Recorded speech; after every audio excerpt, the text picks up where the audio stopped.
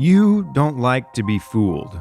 You spend a lot of time trying to avoid looking foolish, and you're fed up with it.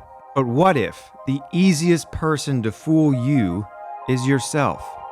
People fool themselves a lot.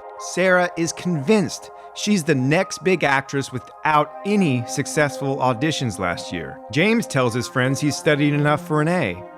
It would be his first. And Jamie just stopped crying over her boyfriend again.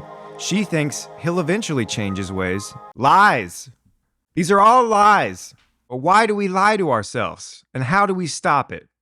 It's called self-deception bias, the king of all biases that prevent our growth and success. In this video, I'm going to show you 8 methods to avoid self-deception so you can make your life the way you want it. But first, where does self-deception come from? It's a distortion of reality to reduce pain. When you lie to yourself, you create this force field around you.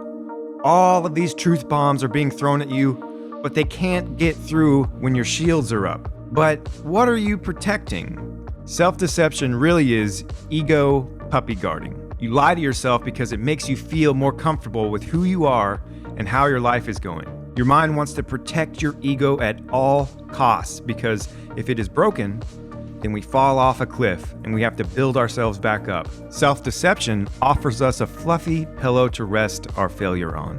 If we keep our ego intact, that means we're still good and nothing needs to change. But it's rooted in denial. Maybe it's not the world that is at fault.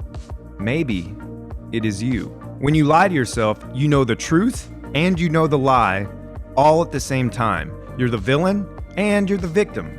And this vicious fight between good and evil inside you erodes your mind and your soul, causing you anxiety and anger, all because there's this super salesy version of you whispering sweet nothings in your ear. It's okay. You're still better than everybody else.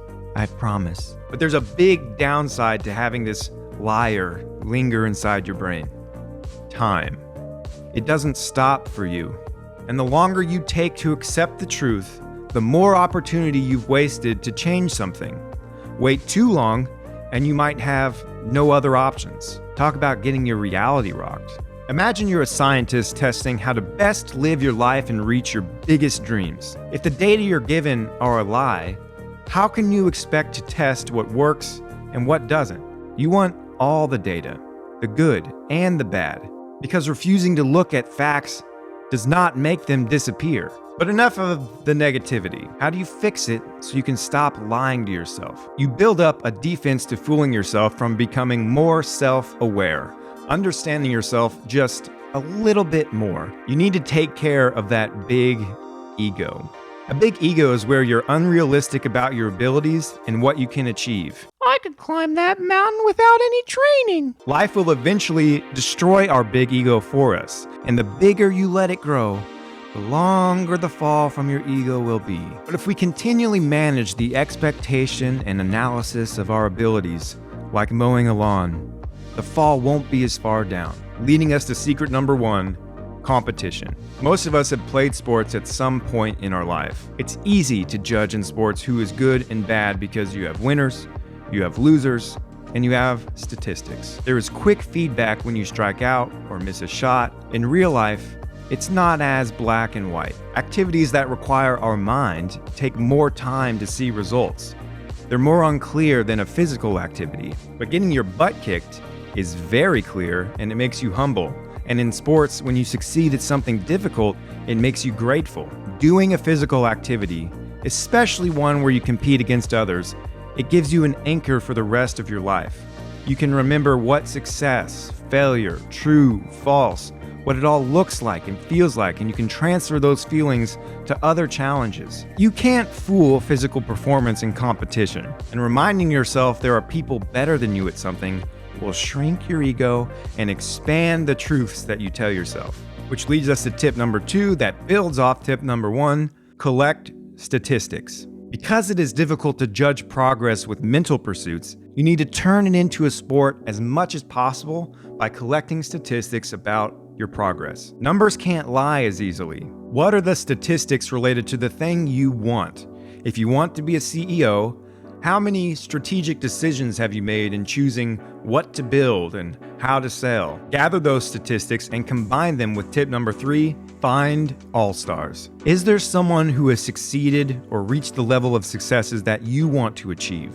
There must be. You need to find those people and expand the list of statistics you created in tip number 2 and figure out your Allstars stats. What are the tools and experiences that created their success? Are they a fantastic public speaker? Do they know a skill like finance or marketing strategy that you don't know? Write down those skills with your All-Star being 100% on all of them. Then ask yourself, what percentage of those skills do you have? How good are you compared to your All-Star? Try to find a measurement that makes sense for the skill. Is it a number of years of experience they have with the skill, the number of times they've tried it or succeeded at it? But don't overestimate your own statistics.